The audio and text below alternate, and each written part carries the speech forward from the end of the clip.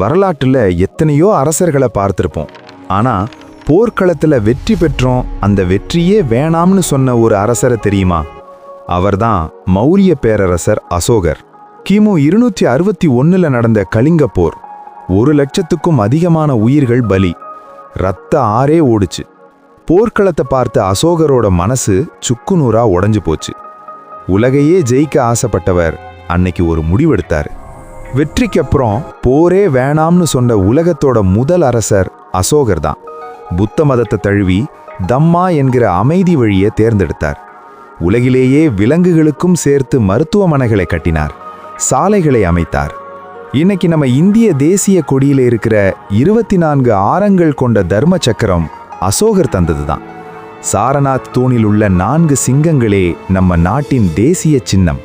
அசோகர் குறித்த தகவல்கள் வரலாற்றின் 20ஆம் நூற்றாண்டு வரை இடம்பெறவே இல்லை. ஆங்கிலேய வரலாற்று ஆய்வாளர்களான William Jones, James Prinsep, Alexander Cunningham போன்றவர்களின் வரலாற்று சான்றுகள்தான் மாமன்னர் அசோகரின் சிறப்புகளை வெளி உலகுக்கு கொண்டு வந்தன. சார்லஸ் ஆலன் எனும் ஆங்கிலேய எழுத்தாளர் தி search for the India's last emperor என்ற தலைப்பில் அசோகர் குறித்த ஆவண நூலை தொகுத்து வெளியிட்டார். மேலும் அசோகரின் பெருமையை நாம் சாஞ்சி ஸ்தூபியிலும் சாரநாத் கற்றூனிலும் காணலாம். 6th standard social science term 1 வரலாறு என்றால் என்ன? What is history?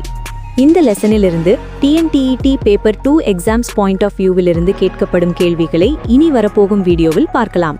மேலும் special TNTET paper 2 test batch, TNTET paper 2 classes சம்பந்தமா தெரிஞ்சுக்க தன்யா இ அகாடமி காண்டாக்ட் பண்ணுங்க.